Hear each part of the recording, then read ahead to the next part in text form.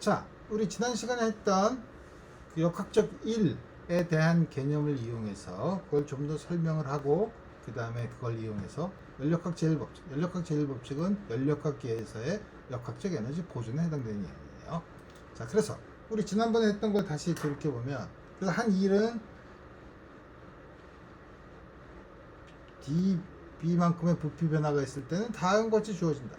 그래서 여기서부터 이렇게까지 일을 하면 이게 뭐죠? P가 Y축이잖아. Y를 dx에 대해서 적분한다는 거 아니에요? x에 대해서. 그게 뭐죠? 이 밑에 있는 PB 그림에서 그리면 I에서 F로 갔을 때 이 밑에 있는 면적에 해당되는 거예요. 그러니까 PB 그림에서 여러분들이 한 상태에서 다른 상태로 움직이는 이렇게 커브를 알면, 곡선을 알면 그 곡선 밑에 있는 면적이 한 역학적인 일이라는 거죠. 그러니까 여기서 계속 보면 여기서부터 꼭 이렇게 곡선으로 가는 게 아니라 이렇게 갔다가 이렇게 오면 이 밑에 있는 면적 아주 크죠. 혹은 이렇게 갔다가 이렇게 오면 이 밑에 있는 면적이 이거죠. 물론 거꾸로 가면 부피가 줄어드니까 음의 일을 하는 거죠. 줄어드니까. 그래서 보면 한 일은 첫 점과 마지막 점이 같아도 경로에 따라서 한 일이 달라요. 우리 전에 역학적 에너지 같은 걸 할 때 보존력 이런 걸 볼 때는 두 경로에 대해서 경로에 상관없이 한 일이 같다. 이게 보존력이라고 한다. 뭐 이런 걸 여러분들이 머릿속에서 떠오르겠지만, 이 경우 일인 경우에는 일은 경로에 따라 다르다 이거예요. 그래서 조금 아까처럼 거꾸로 가면 한 일은 음수가 되고, 그 다음에 이렇게 갔다가 다시 돌아오면, 우리 이런 거 순환 과정이라고 해요. 원래 상태로 돌아. 그럼 이렇게 갈 때는 요 위에 있는 면적만큼의 양의 일, 돌아올 때는 요 밑에 면적만큼의 음의 일, 더하면 요 갇혀 있는 요 면적만큼의 일을 하죠. 한 바퀴 이렇게 돌면서, 물론 그 안에서 열을 흡수하고 방출하고 하겠지만 한 바퀴 돌면서 역학적인 일을 하는 거, 원래 상태로 다시 돌아. 이걸 계속 반복하면서 외부의 일을 하는 거, 이게 바로 열기관 엔진이죠. 거꾸로 하면 냉장고가 되는 거죠. 우리 다음과 같은 일에 대한 거를 봤으면 드디어 우리 연력학 제1법칙을 여러분들한테 얘기할 수 있는데, 아까 말한 대로 연력학 제1법칙은 연력학계의 에너지 보존 법칙이에요. 걔 내부 에너지가 있어. 아까 경로에 따라서 일은 양이 변한다고 했지만 경로에 따라서 변하지 않는 양이 있어요. 그걸 우리가 내부 에너지라고 해요. 내부 에너지는 뭐가 내부 에너지냐, 우리가 나중에 설명하겠죠. 이때만 해도 우리 연력학 크게 둘로 난, 우리가 좀 이따가 기체 분자 운동론이라고 해서 우리 21세기에 여러분들이 잘 알고 있는 모든 기체는 분자로 이루어졌다는 사실을 알기 때문에 우리 기체의 분자의 관점에서 여러 가지를 이해를 하면 잘 이해가 되는데, 연력학이 처음에 수식화될 때는 물체가 분자로 기체가 분자로 이루어졌다는 사실에 대해서 모두가 동의하지 않는 명제였어요. 그래서 구성 물질에 상관없이 어떤 게 맞느냐, 우리 이거 가지고 생각하는 게 연력학. 그 다음에 모든 게 기체 분자로 이루어져서 기체 분자의 수가 굉장히 많기 때문에 우리 이거를 통계적인 방법으로 공부를 해야 된다는 게 통계학학. 그래서 연력학과 통계학학은 아주 밀접한 관계가 있죠. 그 다음에 연력학, 분자로 이루어졌다고 생각하지 않고 했을 때 나타나는 여러 가지 연력학계의 성질을 통계학학 사이의 관계로 어떻게 맺느냐 하는 게 아주 처음에 이 통계학학이 나타났을 때 아주 재미있는 질문 중에 하나였었죠. 그래서 내부 에너지는 연력학적인 면에서는 걔가 가지고 있는 에너지라고 하지만, 우리가 통계학적 혹은 기체가 분자로 이루어져 있다고 했을 때는 쉽게 이해해요. 뭐죠? 기체 각 분자의 운동 에너지의 합이에요. 각 분자가 막 운동하고 있을 거 아니에요? 분자가 하는 운동 에너지의 합이에요. 평균 운동 에너지. 그게 온도에 의존한다는 거예요. 그래서 상태 PV 그림에서 어느 한 점을 지정해 준다는 거는 그 한 점에서 온도가 결정이 되면 그거에 의해서 내부 에너지를 지정해 줍니다. 그래서 한 점과 다른 점이 있으면 두 개는 그 사이에 어떤 경로를 가든 이 점과 이 점 첫 점과 끝점의 온도는 지정이 되어 있으면 내부 에너지는 두 상태의 온도의 차이만 의존하기 때문에 그 사이에는 어떤 짓을 해서 가도 상관이 없다는 거죠. 그렇게 이해하면 개의 내부 에너지는 개가 도달할 때, 개가 한 상태에서 다른 상태로 도달할 때 교환한 열과 일의 차이에만 의존하고 경로에 무관하다 이거. PV 공간에서 한 점에서 다른 점으로 갈 때 내부 에너지의 변화는 물론 최종 상태의 내부 에너지에서 처음 상태의 에너지를 빼는 거죠. 내부 에너지는 그럼 어떻게 되겠어요? 외부에서 가해준 열, 외부에서 에너지를 가해준 다음에 내부에서 할 수 있는 게 일을 하면 그만큼 에너지를 뺏기죠. 일로 내부 에너지가 일로 가는 거니까. 그래서 내부 에너지의 변화는 들어온 열에서 한 일을 뺀 것과 같다. 이거를 소위 미분의 양으로 보면 DE는 DQ 빼기 DW라고 쓸 수 있죠. 이거 쓸 때 우리 항상 조심해야 돼요. 왜냐하면 또 DE라고 쓰는 거는 경로에 상관없는 거예요. DE는 그렇죠. 그렇지만 DW는 아까 경로에 의존한다 그랬죠. 이것도 그럼 경로에 의존해야죠. 두 경로에 의존하는 두 양을 빼서 경로에 의존하지 않는 양이 나오는 거죠. 어쨌든 열역학 제1법칙은 내부 에너지 변화는 들어온 열, 뭐 들어온 열이 양수일 수도 있고 음수일 수도 있어요. 들어온 열에서 한 일을 빼면 된다. 이 두 개가 전부 다 지금 양수라는 걸 생각했죠. 이게 지금 들어온 열이 아니라 들어온 열이 음수일 수도 있고 다시 말해 열이 나갔을 수도 있고 한 일은 양의 일을 할 수도 있고 음의 일을 할 수도 있죠. 일의 부호는 물체가 외부에다가 일을 한 게 양의 일을 하면 그게 양수고 아까 추를 이렇게 올리면은 중력장에서 이렇게 올라가면서 양의 일을 한 거죠. 다음과 같은 게 바로 연력학 제1법칙이라 이거. 자, 그러면 우리 이제 일반적인 연력학적 과정을 우리가 보면은 너무 힘드니까 처음부터 보면 힘드니까 우리가 간단한 몇 개의 전형적인 과정을 우리가 볼 거예요.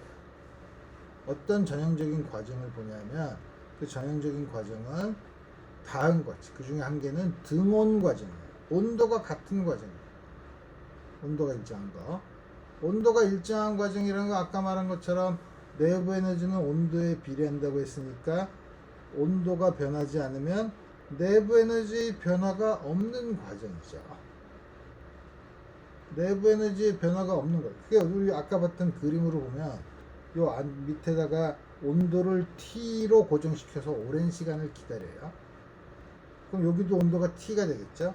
그 다음에 요거를 납출을 살살살살 하나씩 조금씩 그래서 계속 평형을 이루면서 이걸 점점 줄이면 기체가 팽창하면서 외부에 일을 하죠. 그걸 그리면 어떤 곡선을 따라서 움직인다 이거예요. 자, 이 곡선은 뭐 나중에 이상기체의 상태가 있으면 이상기체의 상태 방정식이나 이런 걸 쓰지만 우린 아직 이상기체의 상태 방정식을 얘기하지 않고 있으니까 그때 연력학 제1법칙을 아까 D로 썼지만 뭐 델타로 써도 되죠. 이때 여기서 요게 없는 경우야.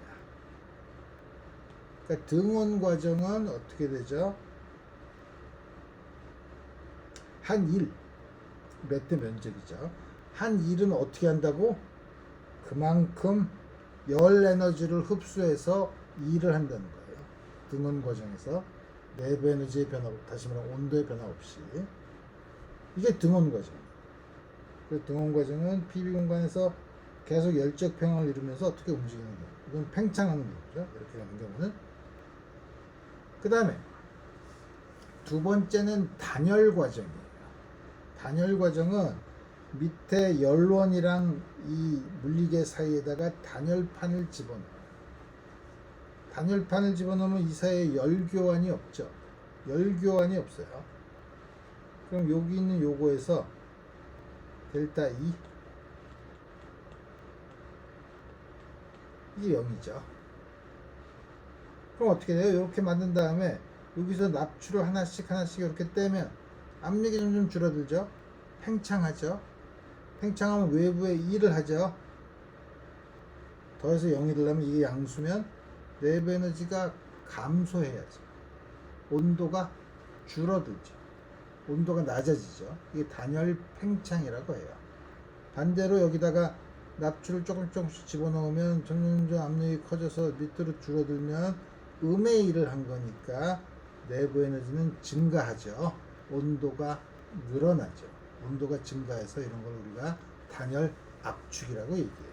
여기서 보면 여기서도 늘어납니다. 다음과 같이 하는데 우리 아까 등온 과정이랑은 다른 같은 곡선을 내가 아무런 수식이 없이 써서 그렇지만 등온 과정과 예를 들어서 등온 과정이 다음과 같은 과정이라면 단열 과정은 또 역시 어떤 PB 그림에서 다음과 같은 과정으로 우리 그릴 수 있다는 거예요.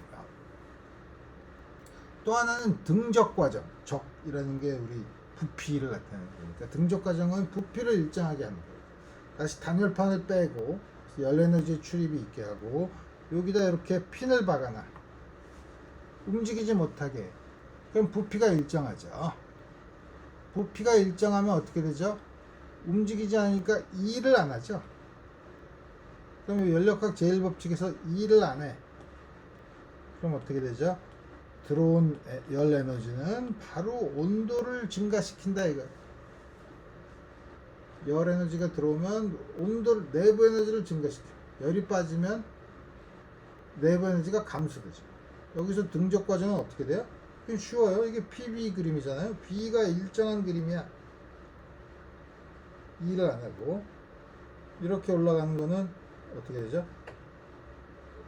압력이 떨어지는 압력이 좀 증가하는 경우에 압력이 좀 증가하려면 계속 열 에너지가 들어오는 경우에 해당되죠. 그러면 반대로 등압 과정 안 했나? 등압 과정도 있을 수 있죠. 등압 과정은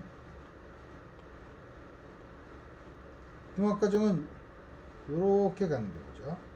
이렇게 가는 경우는 특별하게 어느 하나가 0이 되는 게 아니죠. 일도 하고 에너지도 들어오고 내부 에너지도 변화하는. 그리고 등압 과정은 또 이런 식으로 PB 그림에서는 다음과 같이 그릴 수 있다는 거죠. 그 다음에 순환 과정. 순환 과정은 요거를 에너지를 들어갔다가 다시 원래 위치로 돌아오게 만들면 순환 과정. 원래 위치로 돌아왔다는 건 뭐예요? 처음 상태랑 마지막 상태가 같으니까 온도가 같네? 내부 에너지 변화가 없는 거죠. 여기서 내부 에너지 변화가 없으면 한 일은 들어온 열과 같다는 거죠. 이렇게 돌아오면 요 안에 있는 요 넓이가 한 일이라 그랬죠. 요만큼 순환 과정 동안 요만큼의 열 에너지가 들어오는 거죠. 물론 어느 순간에는 열이 방출되고 어느 순간에는 열이 흡수되지만 흡수되는 양이 더 많아서 결국은 한 일만큼 열 에너지가 흡수됐다는 거죠. 그래서 다음 같은 경우가 있어요. 자유팽창을 예를 들면 이 단열판으로 막고 한쪽은 기체가 있고 한쪽은 진공 상태라고 생각해 봅시다. 그래서 한쪽은 벽도 이거 고정돼 있고 한쪽은 그래서 기체가 있는 부분의 부피를 V1, 온도를 T1, 압력을 P1이라고 하고 여기 V2는 진공이라고 합시다. 여기다 구멍을 빵 뚫어. 그럼 기체가 이거는 중간에 평형 상태를 계속 만들 수가 없죠. 그래서 처음에 상태가 여기 있고 P1, B1 마지막 상태는 어떻게 돼요? 외부에 열이 들어오지 않아. 일도 안 해. 내부 에너지의 변화가 없어요. 내부 에너지 변화가 없다는 게 뭐죠? 온도가 같아. 같은 온도. 하지만 이 사이에 연결을 할 수 있냐? 자유팽창하는 동안. 연결을 못 한다는 거예요. 왜냐하면 평형 상태를 이루면서 가지 않으니까. 그래서 우리가 자유팽창인 경우 우리가 PV 그림에서 그릴 수 있는 것은 처음 열적 평형에 도달한 처음 상태와 마지막 상태만 그릴 수 있을 뿐 중간은 연결할 수 없다는 거죠. 이렇게. 이런 게 전형적인 앞으로 저 연력학 과정. 우리 다음 것 같은 걸 우리가 앞으로 생각해 볼 거예요. 자, 그래서 예를 들어 봅시다. 지금 이거는 어떤 거냐면 처음에는 이렇게 물로 꽉 찼어. 물이 있어. 물 1kg. 그거를 밑에서 가열을 해서 열 에너지를 해서 모든 걸 수증기로 만들었어. 100도씨의 물을 100도씨의 수증기로 만들었어.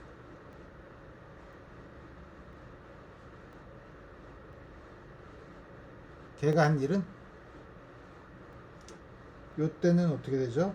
위에 이게 계속 일정한 무게, 일정한 납주가 있으니까 우리 이 과정은 팽창을 하는 등압 팽창이에요. 등압 과정이에요. 등압 과정인 경우에 한 일은 PdV인데 P가 일정하잖아. 이거 일단 앞으로 나갈 수 있고 이렇게 돼서 한 일이 열로 전달된 에너지 이 전체 100도씨의 물을 100도씨의 수증기로 했으니까 순전히 수문열이죠. 수문열. 내부 에너지 변화량은 다음과 같이 다음 같은 양만큼 변한다는 거죠. 내부 에너지가 이때는 온도가 똑같으니까 변화가 없지 않냐? 그건 상태가 변하지 않았을 때고 이 상태가 변했기 때문에 이건 틀림없이 내부 에너지가 더 변했겠죠. 왜냐하면 분자의 운동 에너지가 훨씬 더 커졌을 테니까 우리 요거를 계산하면 되겠다.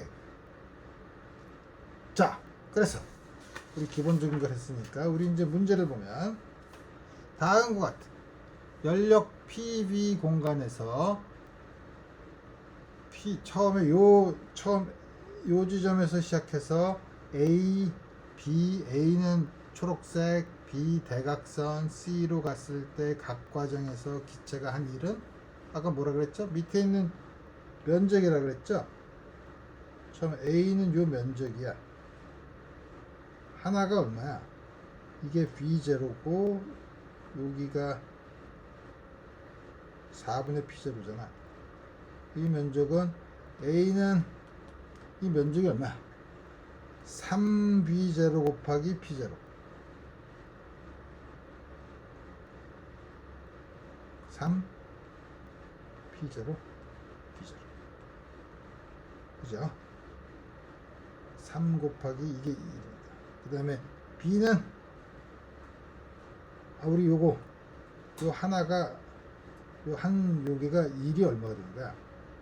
이게 B0에다가 4분의 P0 B0죠? 또 정사각형이 몇 개 있나 보면 되죠?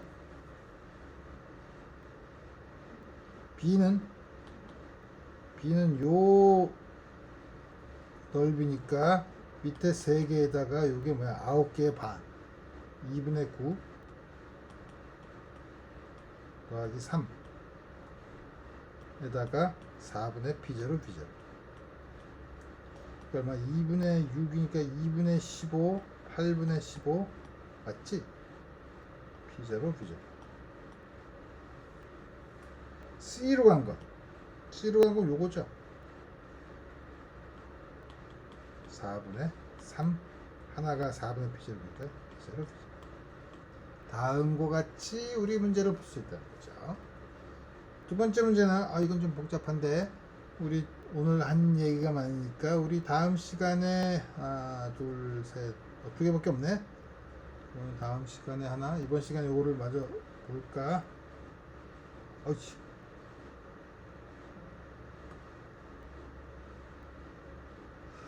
요거까지 봅시다. 자, 그럼 이건 뭐냐면 점점 문제가 복잡해지는데 A, B, C로 가는 과정 순환 과정이죠. 근데 A에서 B로 갈 때 내부 에너지의 변화가 3.0줄 한 일이라는 거 요 밑에 있는 면적을 얘기하는 거죠. 이게 5.0줄. 그 다음에 C에서 A로 갈 때는 흡수한 열이 2.5줄이라 이거예요. 다음 같은 경우 첫 번째 문제는 A, B, B, C를 갈 때 전달된 열 에너지 A와에서 B로 가는 건 팽창 과정이니까 W가 5.0이고 내부는 3.0J이니까 여기서 흡수된 열은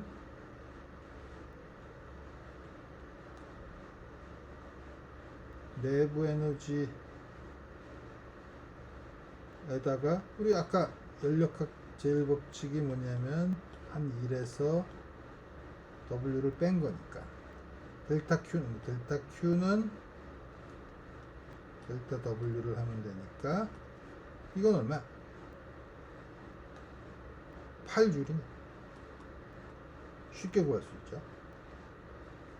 그 다음에 두 번째 문제는 이게 아니라 이때 경로 BC로 전달된 열 에너지.